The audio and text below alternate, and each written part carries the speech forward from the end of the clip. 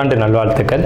அதாவது நம்ம தமிழர்கள் தமிழ் புத்தாண்டை தான் நம்ம விசேஷமாக கொண்டாடணும் அப்படின்ற ஒரு அமைப்பில் இந்த தமிழ் புத்தாண்டு அப்படிங்கிறது வரக்கூடிய ஏப்ரல் 14ஆம் தேதி தொடங்க இருக்குது. நம்மளுடைய தமிழர்களுடைய ஒரு பண்பாட்டில், நம்மளுடைய கணித முறைகளில், நம்மளுடைய சாஸ்திர முறைகளில் முன்னோர்கள் வகுத்து கொடுத்தது எது அப்படின்னு கேட்டிங்கன்னா சித்திரை 1 தான் நமக்கு தமிழ் புத்தாண்டு.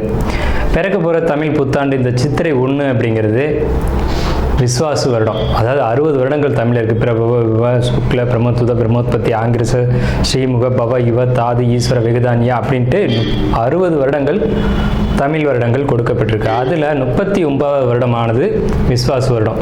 இந்த வருடத்தை நோக்கி தான் நம்ம அடியெடுத்து வைக்கிறோம். நம்ம தமிழர்களுடைய கலாச்சாரப்படி பல்வேறு மதங்களும் பல்வேறு இனங்களும் பல்வேறு கலாச்சாரங்களும் இருந்தாலும் இந்த உலகத்தினுடைய ஆதி கர்த்தா, ஜோதிட சாஸ்திரத்தினுடைய ஆதி கர்த்தா அப்படிங்கிறவங்க தமிழர்கள் தான். அப்படிங்கிறதுல எல்லளவு கூட மாற்றம் இல்லை. அப்படிங்கிறத நீங்கள் நல்லா புரிஞ்சுக்கணும். இந்த உலகத்துக்கு சாஸ்திரத்தையும் நாள்காட்டியும் வான சாஸ்திரத்தையும் தொகுத்து கொடுத்தவங்க யாருன்னு கேட்டால் நம்ம தமிழர்கள். நம்ம தமிழ் புத்தாண்டை நம்ம மற்றவங்களுக்கு கொடுத்துட்டு மற்றவங்களுடைய கேலண்டர் எடுத்து நம்ம பயன்படுத்திட்டு இருக்கோம். இது மிகப்பெரிய ஒரு தவறு. இந்த இடத்துல நம்மளுடைய தமிழ் புத்தாண்டை நம்ம பின்பற்றணும்னு சொல்லி ஒரு வேண்டுகோளை நம்ம வச்சுட்டு இந்த தமிழ் புத்தாண்டு எப்படி இருக்குது அப்படிங்கிற அமைப்பையும், தமிழ் புத்தாண்டு என்ன, தமிழ் புத்தாண்டுடைய சிறப்புகளையும் நம்ம பேசுவோம். நாள் என் செய்யும் வினைதான் என் செய்யும் என்னை நாடி வந்த கோள் என் செய்யும் கொடுங்கூற்று என் செய்யும் கூரேசர் இருந்தாலும் சிலம்பும் சதங்கையும் தண்டையும் சண்முன் தோளும் கடம்பும் என் கண்முன் வந்து தோன்றினேன். அதாவது நம்மளுடைய தமிழ் கடவுள் அப்படிங்கிறவர் முருகன் தாங்க. அகத்தியருக்கு தமிழை கற்றுக் கொடுத்தவர் யாருன்னு கேட்டிங்கன்னா முருகன் தாங்க. முருகன் தான் தமிழ் கடவுள். அதாவது அவருடைய பிறப்பு வேணா நம்ம சிவன் பார்வதி அப்படி இப்படின்னு நம்ம சொல்லலாம். ஆனால் தமிழுக்கென்ற ஒரு கடவுள், தமிழினுடைய ஆதி கர்த்தா அப்படிங்கிறவங்க யாருன்னு கேட்டிங்கன்னா முருகன் தான். ஸோ அதனால் நம்ம முருகனை வணங்கி நம்ம இந்த பதிவை தொடர்வோம். சித்திரை 1 அப்படிங்கிறது ஏப்ரல் 14ஆம் தேதி ஆங்கில கணக்குப்படி. ஆங்கில கணக்கை தயவு செஞ்சு யாரும் எடுத்துக்க வேணாம். ஆங்கில நாள்காட்டி தவறானது தான். இது நம்ம சவால் விட்டே சொல்லலாம். ஒரு 15 நாட்கள் ஆங்கில நாட்காட்டியில் காணாமல் போய் அதை தேடி கண்டுபிடிச்சி அதுக்காக நாட்களை திருத்தின ஒரு வரலாறு நம்ம வரலாறு இருக்குது. நல்லா தெரிஞ்சுக்கோங்க. இன்னையிலேருந்து இன்னும் நூற்றுக்கணக்கான வருடங்களுக்கு கிரகணத்தை ஆதி காலத்திலே குறித்து வச்சுருக்காங்க நம்ம முன்னோர்கள். ஸோ அப்படிப்பட்ட நம்மளுடைய தமிழ் வருடப்பிறப்பான விஸ்வாச வருடப்பிறப்பு எப்படி நடக்குது அப்படின்னு பார்த்தீங்கன்னா, திங்கட்கிழமை அன்னைக்கு பிரதமை திதியில் சுவாதி நட்சத்திரத்தில் வஜ்ரம் நாமயோகத்தில் கௌளவ கரணத்தில் பிறக்க இருக்குது. இந்த சித்திரை 1 தாங்க கேரளாவில் ஐயப்பனுக்கு நடை திறப்பு முதல்ல நடக்கக்கூடிய நாள். அப்படின்னா சித்திரை விசு அப்படின்னு சொல்லுவாங்க. விசு அப்படின்னா சமப்படுத்துதல் அப்படின்னு பேர். சித்திரை விசு அப்படிங்கிறத கேரளாவில் விசேஷமாக கொண்டாடுறாங்க. ஏன்னா நம்மகிட்டேருந்து பிழிஞ்சு போன ஒரு மொழி மலையாளம் அப்படிங்கிறது. சரி, விஸ்வாசு வருடத்துக்கு நம்ம முன்னோர்கள் என்ன விளக்கம் கொடுத்துருக்காங்க அப்படின்னா, விஸ்வாசு அப்படின்ற சொல் நேர்மை, நீதி, செல்வம் அப்படின்னு உயர்ந்த ஒரு அர்த்தத்தை வச்சுருக்காங்க. நம்முடைய தமிழ் மொழிக்கு நம்ம தமிழ்லேயே அர்த்தங்கள் தேட வேண்டிய ஒரு காலகட்டம் வந்தாச்சு. சரி, இந்த விஸ்வாசு வருடம் அப்படிங்கிறது நேர்மை, நீதி, செல்வம் அப்படிங்கிற ஒரு அர்த்தத்தில் வருது இந்த சொல் அப்படிங்கிறது. இந்த விஸ்வாசு வருடத்துக்கு உண்டான பலன்களாக நம்ம முன்னோர்கள் என்ன சொல்லியிருக்காங்க அப்படின்னு பார்த்தீங்கன்னா, விஸ்வாசு வருடம் தன்னில் வேளாண்மை ஏறும், பசுமாடும் மாடும் பழிக்கும், சிசு நாசம், மறையோர்கள் வாழ்வார்கள், மாதவங்கள் மீறுமே, மற்றுலகில் உண்டு மலை அப்படின்னு சொல்லியிருக்காங்க. மற்றுலகில் உண்டு மலை அப்படின்னு முடிக்கிறாங்க. இதனுடைய அர்த்தம் என்னன்னு கேட்டிங்கன்னா, இந்த வருடம் விஸ்வாசு வருடம் அப்படிங்கிறது ஒவ்வொரு 60 வருடங்களுக்கு ஒரு முறை 39 ஆண்டாக பிறக்கக்கூடிய இந்த விஸ்வாசு வருடமானது வருகின்ற காலகட்டத்தில் எல்லாம் வேளாண்மை உயரும் அப்படின்னு சொல்லியிருக்காங்க. பசு மாடும் பழிக்கும் அப்படின்னா நம்மளுடைய பசுமாடுகள் அப்படிங்கிறது நல்ல ஒரு முன்னேற்றத்தை அடையும். மாடு ஆடுகளுக்கு ஒரு நல்ல தீவனங்கள் கிடைத்து அதுவும் நல்ல செழித்து வரும். ஆதி காலத்தில் மாடை தான் செல்வமாக குறிப்பிட்டிருக்காங்க. இன்றைக்கி பணம் அப்படின்ற ரூபாய் தாள்களை நம்ம பணமாக குறிப்பிட்றோம். ஒரு முன்னோர்கள்லாம் மாடு எவ்வளோ இருக்குது, மாட்டினுடைய அந்த குப்பை வேஸ்ட்டெல்லாம் எங்கே ஒரு மனிதன் எங்கே சேகரிக்கிறானோ அதை போய் முதல்ல பார்ப்பாங்கங்க. அதை வச்சு தான் அவனுடைய செல்வம் என்னன்றதை குறிப்பிட்டு பொண்ணு கொடுக்குறதா இருக்கட்டும், பொண்ணு எடுக்கிறதா இருக்கட்டும், இதெல்லாம் நம்முடைய மரபில் இருந்து வந்த ஒரு விஷயம். ஸோ அப்போ இத்தனை மாடுகள் இருந்தால் தான் அவன் செல்வந்தன் அப்படின்ற ஒரு கான்செப்ட் முன்னோர்கள் நமக்கு காமிச்சிருக்காங்க. அப்படிப்பட்ட பசுமாடுகள் மாடும் பழிக்கும் அப்படின்ற ஒரு வார்த்தையை அங்கே குறிப்பிட்டிருக்காங்க. சிசு நாசம் அப்படின்ற வார்த்தையை சொல்கிறாங்க. மறையோர்கள் வாழ்வார்கள். மறையோர்கள்னால் யாருன்னு கேட்டிங்கன்னா சமுதாயத்தில் முக்கியமாக இருக்கக்கூடிய பெரியவங்க, மற்றவங்களுக்கு வழிகாட்டக்கூடியவங்க வாழ்வாங்க அப்படின்ற சொல்லியிருக்காங்க. மாதவங்கள் மீறுமே அப்படின்ற ஒரு வார்த்தையும் வருது. மாதவங்கள் மீறும் அப்படின்னா ஒழுக்கக்கேடான செயல்பாடுகளில் மனிதர்கள் நடக்க வேண்டிய காலகட்டங்கள் வரும். ஒழுக்கக்கேடுனா என்னங்க? இந்த விரல் தான் ஒழுக்கக்கேடு, இந்த ஒற்றை விரல் தான். இந்த விரலை வச்சு தான் நம்ம பட்டன் அமுக்கிறோம், காசு வாங்கிட்டு அமுக்கிறோம். இதுதான் மாதவங்கள் மீறுமே அப்படின்றது. ஸோ அந்த மாதிரிலாம் இல்லாமல் மனசாட்சிக்கு துரோகம் செய்யாமல் யார் நீதி பரிபாலனம் செய்வாங்க அப்படின்றத தெரிஞ்சு சரியான வாக்களித்து நல்ல தலைவனை தேர்ந்தெடுக்க வேண்டிய காலகட்டங்கள் அப்படிங்கிறத இங்கே மறைமுகமாக இந்த விசுவாச வருடத்தினுடைய வெண்பா பாடல் அப்படிங்கிறது நமக்கு சுட்டி காட்டுது. இந்த சித்திரை வருட பிறப்பானது மகர லக்னம்னு சொல்லக்கூடிய சர லக்னங்களில் விழுகுது. எப்படின்னு கேட்பீங்க? தமிழனுடைய கணக்குப்படி சூரியன் எப்போது கிழக்கு வானில் உதிக்கிறதோ அதுதான் லக்னம்.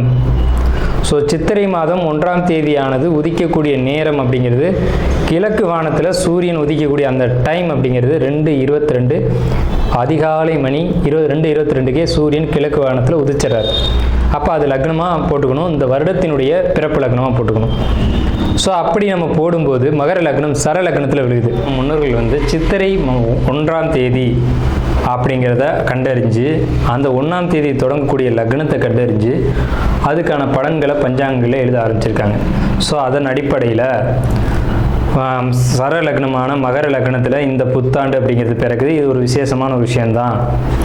ஏன் அப்படின்னு கேட்டிங்கன்னா, அந்த மகர லக்னத்துக்கு அதிபதியான சனி பகவான் ஒரு பலமான ஒரு நிலையில் வருடப்பிறப்பின் போது இருப்பாங்க அப்படிங்கிற ஒரு விசேஷமான ஒரு அமைப்பில் இந்த வருடப்பிறப்பு அப்படிங்கிறது விஸ்வாச வருடம் பிறக்கின்றது.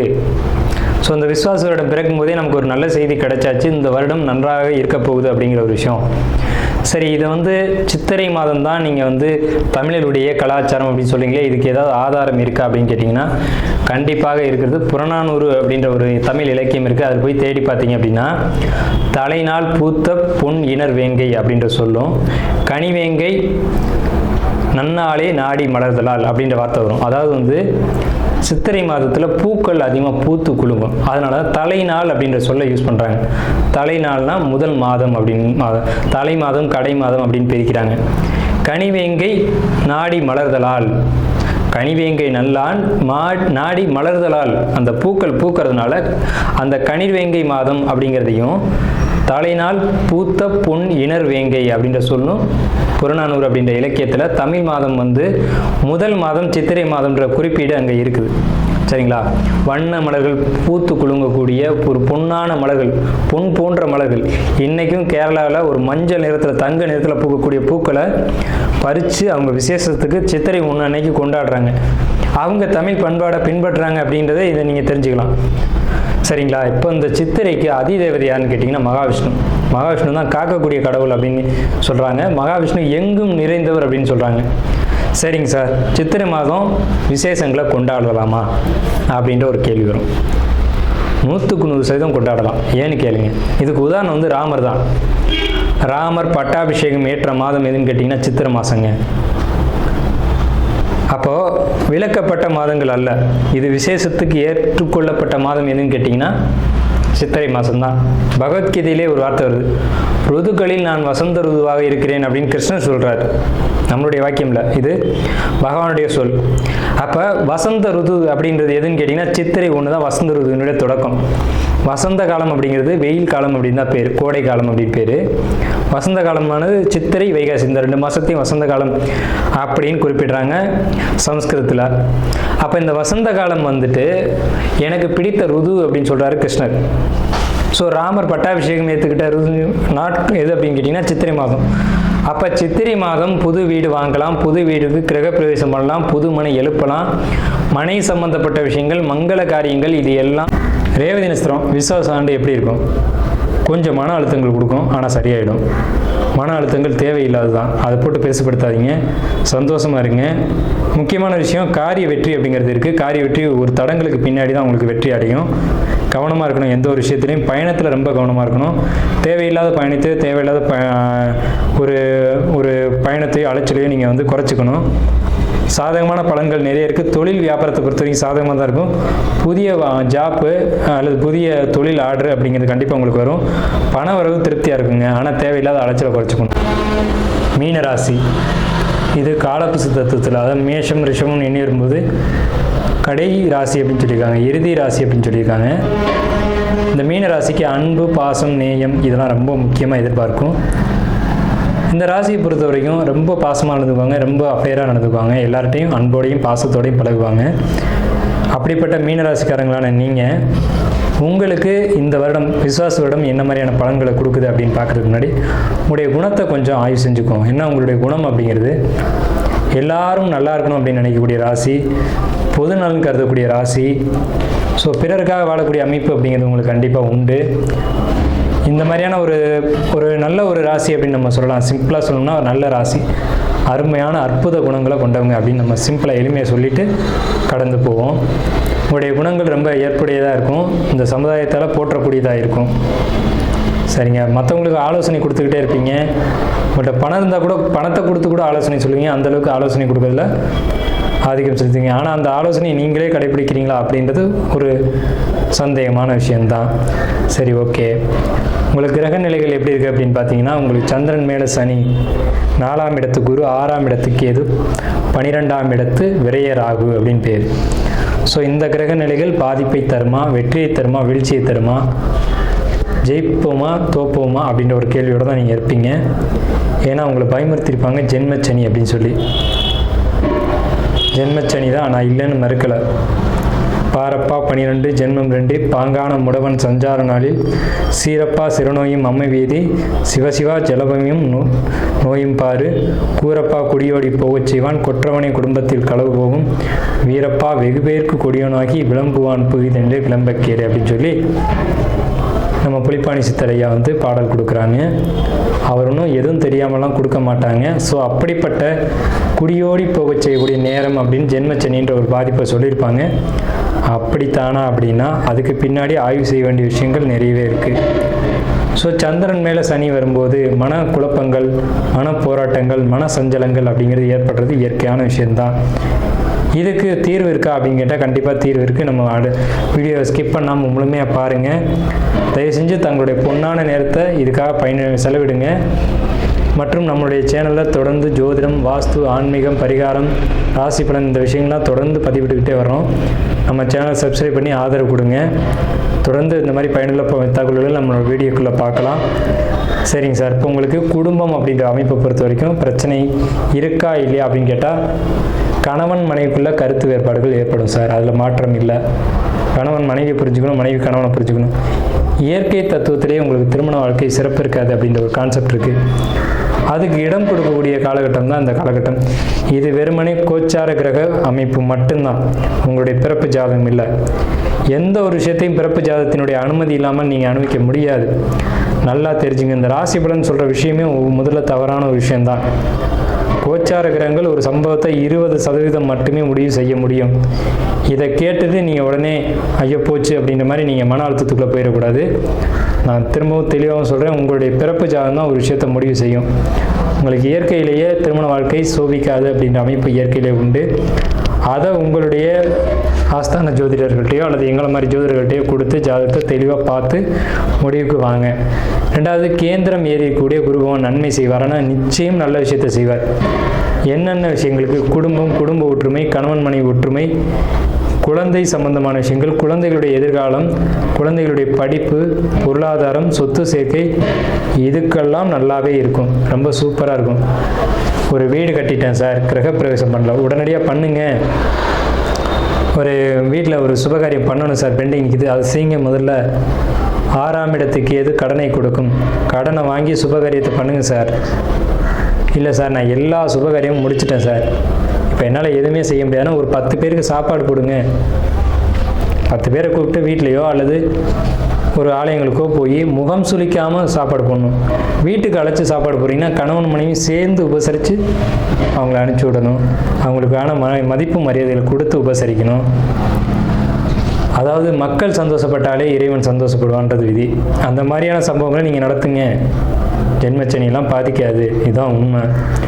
உங்களுக்கு 8ஆம் இடத்த குருபவன், 10ஆம் இடத்த குருபவன், 12ஆம் இடத்த குருபவன் ஒரு சேர பார்க்குறாங்க. 8, 10, 12 பாவங்கள் திடீர் அதிர்ஷ்டத்தையும் தொழில் வளர்ச்சியும் தொழில் வெற்றியும் நீண்டகால முதலீடுகளையும் சொல்லுது. ஆனால் இந்த நேரம் நீண்ட கால முதலீடுகள் எதுவும் போட வேண்டாம். அதே சமயத்தில் பழைய தொழில் பண்ணிகிட்டு இருக்கீங்கன்னா அது நஷ்டத்தில் போகுதுனாலும் பரவாயில்ல, பொறுமையாக அந்த தொழிலை விட்டுறாமல் கடைப்பிடிங்க. அது மட்டும் தான் நீங்கள் செய்யணும். தொழிலை மட்டும் விட்டுறாதீங்க. தொழிலை கொஞ்சம் தொய்வு வருந்தான், நஷ்டம் வருந்தான், இல்லைன்னு நான் சொல்ல, லாபம் வருதுன்னு நான் சொல்லலை. நஷ்டத்தை பெரிய அளவில் விரிவுபடுத்தாமல் ஓரளவுக்கு அப்படியே ஓட்டுங்க. ஆடம்பரமான விஷயங்கள், அலங்காரமான விஷயங்களுக்கு முக்கியத்துவம் கொடுக்காதீங்க. என்ன தேவையோ அத்தியாவசிய தேவைகளுக்கு மட்டும் முக்கியத்துவம் கொடுங்க. குழந்தைகளுக்கு அத்தியாவசியமாக என்ன செய்யணுமோ அதை செய்யுங்க. வீடு கட்டுங்க, அது குழந்தைகளுக்கான ஒரு அமைப்பு. குழந்தைங்களுக்கு திருமணம் செய்யறதுக்கு ஏற்பாடு செய்யுங்க. இப்போ வயசு வந்த பிள்ளைங்க இருக்காங்க, 25 வயசு அப்படின்னா அந்த பையனோ பொண்ணோ ஒரு மேட்ரிமோனியில் போய் அதை பதிவு பண்ணி வைங்க. முதல்ல பையன் நம்ம நல்ல அழகாக ஒரு முடி வெட்டிட்டு நல்லா நீட்டாக வந்து முகம்லாம் ரெடி பண்ணிவிட்டு ஒரு ஃபோட்டோ போய் எடுத்துகிட்டு வாங்கன்னு சொல்லி மேட்ரிமோனியில் பதிவு பண்ணி வைங்க. திருமணத்துக்கான ஏற்பாடு வேலைகளை பூரா செய்யுங்க. அங்கே உங்களுக்கு எந்த பாதிப்புகளும் வராது. குடும்பம் சம்மந்தப்பட்ட விஷயங்களுக்கு சுபமான ஒரு அமைப்பு தான் இருக்குது. பொருளாதாரத்துக்கு கொஞ்சம் பற்றாக்குறை அப்படின்ற அமைப்பு மீன ராசிக்கு இந்த விஸ்வாச வருடத்தில் உண்டு. விஸ்வாச வருடமே 39வது வருடம் தமிழ் வருடத்தில். இதில் என்ன சொல்லியிருக்காங்க அப்படின்னு பார்த்தீங்கன்னா, விஸ்வாச வருடத்துக்கான பலன்களை சொல்லும்போது, விஸ்வாசு வருடம் தன்னில் வேளாண்மை ஏறும், பசுமாடும் மாடும் பலிக்கும், சிசுநாசம் மறையோர்கள் வாழ்வார்கள், மாதவங்கள் மீறுமே, மற்றுலகில் உண்டு மலை அப்படின்னு சொல்லியிருக்காங்க. அந்த பாடலுக்கு அர்த்தம் என்னன்னு கேட்டீங்க அப்படின்னா, இந்த விஸ்வாச வருடத்தில் வேளாண்மையும் பசுமாடுகளும் பலிக்கும், நல்லபடியாக இருக்கும். மறையோர்கள், அதாவது ஆசிரியர்களும் ஜோதிடர்களும் இந்த மாதிரி முக்கியமாக சமுதாயத்தில் இருக்கக்கூடியவங்களும் நல்லபடியாக வாழ்வாங்க அப்படின்னு சொல்கிறாங்க. இப்போ நீங்கள் மீன ராசிக்காரங்களாக இருக்கீங்க, இந்த துறைகள் இருக்கீங்க அப்படின்னா, ஒரு ஜோதிடராகவோ ஒரு குருமார்களாகவோ ஒரு வழிகாட்டியாகவோ இருக்கீங்கன்னா நீங்கள் கவலைப்பட தேவையில்லை. ஒரு வாத்தியாராக இருக்கீங்கன்னா நீங்கள் எந்த கவலைக்கும் போக தேவையில்லை. நீங்கள் தான் வாழ்வீங்கன்னு சுருதியில் அந்த காலத்திலே ரிஷிகள் சொல்லிட்டாங்களே. ஸோ உங்களுக்கு நெகட்டிவ் அப்படின்ற பலன்களை நான் குறைத்து தான் சொல்லுவேன். அப்படி தான் இருக்குது. தொழிலை பொறுத்த வரைக்கும் பிரச்சனைகளை கொடுக்கும் அப்படிங்கிறதுலாம் மாற்றுக்கருத்து இடம் இல்லை. தொழில் வளர்ச்சியை குறிக்குமே தவிர நீங்கள் இருந்த ஒரு தொழிலிருந்து டல்லாகி பின்வாங்கி போயிட மாட்டீங்க. முன்னேற்றத்தில் ஒரு படி குறைக்கும் அப்படிங்கிறது தான் உண்மை. ஸோ பாசிட்டிவான விஷயங்கள் தான், சுப காரியங்கள் செய்யக்கூடிய காலகட்டம் தான். குழந்தைகளால் எதிர்காலம் அவங்களுடைய ஒரு விஷயங்கள் எல்லாமே பாசிட்டிவாக இருக்குது. குழந்தைகள் என்ன சேட்டை பண்ணுவாங்க, அது வந்து இயற்கையான ஒரு விஷயந்தான். அதை போட்டு நீங்கள் பெருசுப்படுத்தக்கூடாது. 6ஆம் இடம் கடனை ஏற்படுத்தும். கணவன் மனைவி உறவுகளுக்குள்ளே கொஞ்சம் சிக்கல் வரும். அதை ஜோதிடர்கள் அணுகி சரி செஞ்சுக்கோங்க. திடீர் உயில் தான செட்டில்மெண்ட், இன்சூரன்ஸ் பொறுத்த வரைக்கும் இன்சூரன்ஸ் தொழிலில் இருக்கக்கூடியவங்களுக்கு நல்ல லாபத்தை கொடுக்கும். மீன ராசிக்காரங்களாக இருந்தீங்க அப்படின்னா இன்சூரன்ஸ் தொழிலை எடுத்து பண்ணுறீங்களா, சூப்பராக இருக்குங்க, அற்புதமாக இருக்கும். அந்த தொழிலை நீங்கள் அழகாக கண்டினியூ பண்ணலாம். லாபம் பெரிய மடங்கு இருக்கும், நஷ்டத்துக்கு வராது. ஒரு முக்கியமான ஆட்களை போய் பார்க்கணும் சார், போய் பாருங்கள் இந்த காலகட்டத்தில். இல்லை எனக்கு டவுட்டாக இருக்குது, அதெல்லாம் வேணாம், நீங்கள் போய் பாருங்கள், நல்ல ஒரு இன்சூரன்ஸ் கிடைக்கும், நல்ல ஒரு இம்ப்ரூவ்மெண்ட் உங்களுக்கு தொழிலில் தெரியும். அதை செய்யுங்க. அதை விட்டுவிட்டு கவலைப்படுறத முதல்ல நிறுத்துங்க. ஆலய வழிபாடுகளை எடுத்துக்கங்க, கோயிலுக்கு போங்க, கணவன் மனைவி குழந்தைகளோடு சேர்ந்து போங்க. அது ஒரு விரயம் தான், சுப விரயமாக அதை பண்ணுங்கள். அது செய்ய வேண்டிய செலவு தானே, அது செய்யாமல் இருக்க முடியுமா? அந்த மாதிரி அத்தியாவசியமான விஷயங்களை செய்யும்போது உங்களுக்கு அசுப விரயங்கள் நிச்சயமாக நடக்காது. அதே நேரத்தில் இந்த காலகட்டத்தில் அகலக்கால் வைக்காதீங்க. தொழிலாக இருக்கட்டும், குடும்பமாக இருக்கட்டும், எந்த ஒரு விஷயத்துலையும் அகலக்கால் வைக்காதீங்க. கடன் வாங்க யோசிங்க. பெரிய தொகையை அமௌண்ட்டை கடன் வாங்காதீங்க. நம்மகிட்ட நகை இருக்குது, நம்மகிட்ட சொத்து இருக்குதுன்னு நினச்சிட்டு வாங்காதீங்க. கட்ட முடியாமல் தடுமாறுவீங்க. அப்போ தான் புரியும். அதாவது சார், ஒருத்தட்ட எதுவுமே இல்லை, அவர் போய் ஒரு வீம்புக்கு ஒரு வீட்டை கட்டுறாரு. எப்படி வீம்புக்கு வீட்டை கட்டுறாரு? வீம்புக்கு வீடு கட்டலாமா? கண்டிப்பாக கூடாது. வாழ்நாளில் செய்யக்கூடாத தவறு வந்து வீம்புக்கு வீடு கட்டுறது. ஏன் ஒரு வாடகை வீட்டில் குடியிருந்துட்டு போகலாம்ல? அரசு வேலையில் இருந்துக்கிட்டு அரசு வேலையில் இருக்கணுன்ற ஒரே தைரியத்தில் வீம்புக்கு வீடு கட்டினா என்ன ஆகும்? அவர் கொடுத்த டாக்குமெண்ட்டு இன்றைக்கி சிக்கலில் நிற்கிது. சரிங்களா? இந்த மாதிரியான தவறுகளை தான் செய்யாதீங்கன்னு நான் கேட்டுக்கிறேன். அந்த மாதிரி போய் நம்ம தகுதிக்கு மீறி வீடு கட்டுறது, நம்ம தகுதிக்கு மீறி ஒரு பொருளை வாங்குறது, நம்ம தகுதிக்கு மீறிய செயல்களை செய்கிறது அப்படிங்கிறது இந்த காலகட்டத்தில் உங்களுடைய தகுதி என்னன்றது சுட்டி காட்டும். இந்த காலகட்டத்தில் முக்கியமாக மீனராசிக்கு தேவை உடல் ஆரோக்கியத்தில் ரொம்ப கவனமாக இருக்கணும். உடல் நல்லா தான் இருக்குன்னா பிரச்சனை இல்லை, உடம்புல ஏதும் வந்துடாமல் நீங்கள் பார்த்துக்கணும். வயிறு சம்மந்தப்பட்ட விஷயங்களில் பாதிப்புகள் ஏற்படுத்தாமல் பார்த்துக்கணும். இப்போ உங்களுக்கு சிம்ம கேது அப்படிங்கிறதுனால உங்களுக்கு அது 6ஆம் இடம் வருதுன்றதுனால வயிற்றில் தான் பாதிப்புகள் வரும். வயிற்றில் ஏதேனும் கட்டி வந்துச்சு, வயிற்றில் வந்து ஒரு ஏதேனும் ஆப்ரேஷன் நடக்குது, குடல் இறக்கம்னு சொல்லக்கூடிய ஒரு அமைப்பை இந்த காலகட்டம் கொடுக்கும். வருமுன் காப்போம் அப்படிங்கிற மாதிரி தடுத்துக்கோங்க. தயவு செஞ்சு இது வரப்போகுதுன்றது உறுதி ஆயிடுச்சு, விஸ்வாச ஆண்டில் இது வராமல் தடுத்துக்கோங்கன்னு அடியேன் கேட்டுக்கிறேன். ஒரு பணிவான ஒரு வேண்டுகோளோடு கேட்டுக்கிறேன். உடம்பில் கவனம் செலுத்துங்க. உடம்புக்கு ஒத்துக்காத உணவுகளை எடுத்துக்காதீங்க. இயற்கையிலேயே இதெல்லாம் சரி பண்ண முடியுமோ அந்த முறைகளை சரிப்படுத்துங்க. இதுக்காக ஹாஸ்பிட்டல் போய் அதை செலவு பண்ணு இது செலவு பண்ணுன்ற செலவுகள் வேண்டாம். இயற்கை முறையிலையும் குணப்படுத்தலாம். அதுக்கான வழிமுறைகளை பாருங்கள். ஸோ இதுதான் மீன ராசிக்கான பலன்கள். நெகட்டிவான பலன்கள் இருக்குது, இல்லைன்னு நம்ம மறுக்கலை. 50-50 அப்படின்ற ஒரு அமைப்பு தான். 100க்கு 100 நல்லா இருக்குன்னு நம்ம சொல்ல, 100க்கு 100 நெகட்டிவாக இருக்குன்னு நம்ம சொல்ல. 50% நல்ல பலன்னா 50% நெகட்டிவான பலன். அதை தீர்ப்பதற்கான வழியும் சொல்லியிருக்கோம். இன்னமும் தீர்க்கணும் அப்படின்னு நீங்கள் நினச்சிங்க அப்படின்னா, மீன ராசின்றது நீர் ராசி. நீர் ராசிங்களா, ஸ்ரீரங்கம் ரங்கநாதருடைய வழிபாடு தான் உங்களுக்கு பர்ஃபெக்டான வழிபாடு. மீன ராசிக்கு துன்பம் வருது அப்படின்னா ரங்கநாதரையோ அல்லது திருப்பதி பெருமாளையோ போய் வழிபாடு பண்ணுங்கள். அளவு கூட உங்களுக்கு கஷ்டம் கிட்ட வராது. மீன ராசிக்காரங்க இப்போ குறிப்பாக மரண பயத்தில் இருப்பாங்க இந்த விசுவாச இடத்துல. அதெல்லாம் ஒன்றும் வராதுங்க. உங்கள் சுயஜாதகம் அலோவ் பண்ணாமல் எப்படி மரணம் வரும்? உடல் ஆரோக்கியம் கேடும்? அதெல்லாம் கிடையாது. அப்படிலாம் பயப்படாதீங்க. ஒரு பயமுறுத்துறது தான் இருக்க தான் செய்யும். அது கிரக நிலைகளை ஒட்டி அப்படி தான் வரும். ஆனால் மரண பயம்லாம் உங்களுக்கு எக்ஸ்ட்ரா, அதெல்லாம் கூடுதலான பயம். அது தேவையில்லாத ஒரு விஷயம். இருக்கிறதுலையே இந்த காலகட்டத்தில் அதிகபட்ச பயத்தில் இருக்கிறது நீங்கள் தாங்க.